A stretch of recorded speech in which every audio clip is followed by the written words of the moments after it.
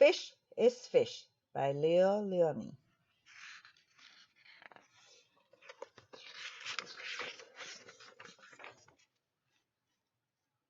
Look at the seaweed.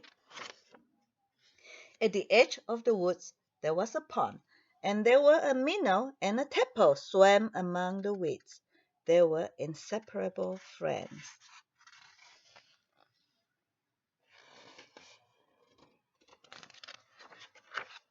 One morning the tadpole discovered that during the night he had grown two little legs. "Look!" he said triumphantly. "Look, I'm a frog!" "Nonsense!" said the minnow. "How could you be a frog if only last night you were a little fish just like me?" They argued and argued until finally the tadpole said, "Frogs are frogs and fish is fish. That's that."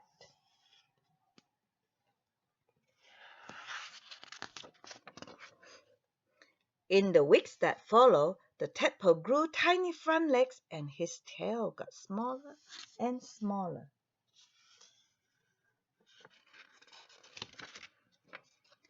And then one fine day, a real frog now, he climbed out of the water and onto the grassy bank.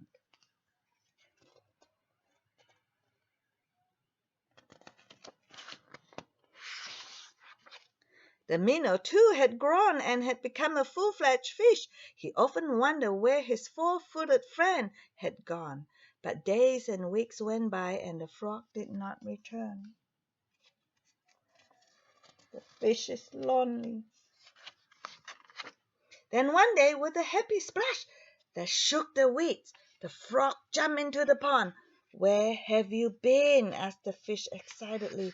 "I have been about the world, hopping here and there," said the frog, "and I have seen so many things."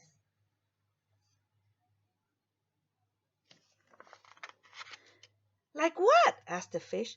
"Birds," said the frog mysteriously. "Birds." And he told the fish about the birds who had wings and two legs and many, many colors. As the frog talked, his friend saw the birds fly through his mind like large feathered fish.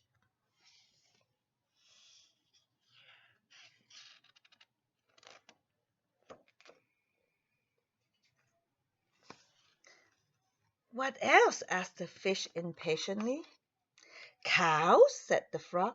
"Cows, they have four legs and they have horns and they eat grass and they carry pink bags of milk."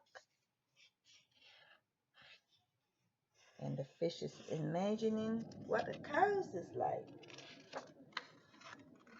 "And people," said the frog, "men, women, children."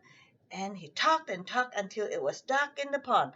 But the picture in the fish's mind was full of lights and colors and marvelous things, and he couldn't sleep. And if he could only jump about like his friend and see that wonderful world. He wants to be like a frog too. This is what he was dreaming about.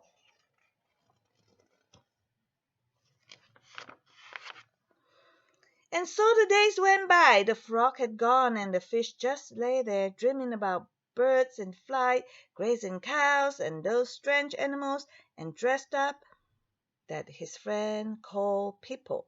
One day he finally decided that, come what may, he too must see them. And so with a mighty whack of the tail he jumped clear out of the water onto the bank.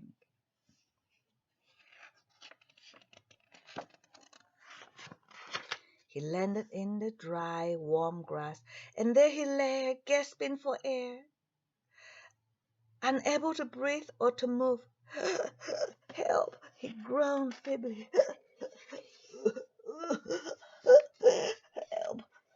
Help!" Luckily, the frog, who had been hunting butterflies nearby, saw him and with all his strength pushed him back into the pond. His friend saved him. Still stunned, the fish floated about for an instant. Then he breathed deeply, letting the clean, cool water run through his gills. Now he felt weightless again, and with an ever so slight motion of the tail, he could move to and fro, up and down, as before. The sun rays reached down within the weeds and gently shifted patches of luminous color. This world was surely the most beautiful of all worlds. He smiled at his friend, the frog, who sat watching him from a lily pad. "You were right," he said. "Fish is fish." The end.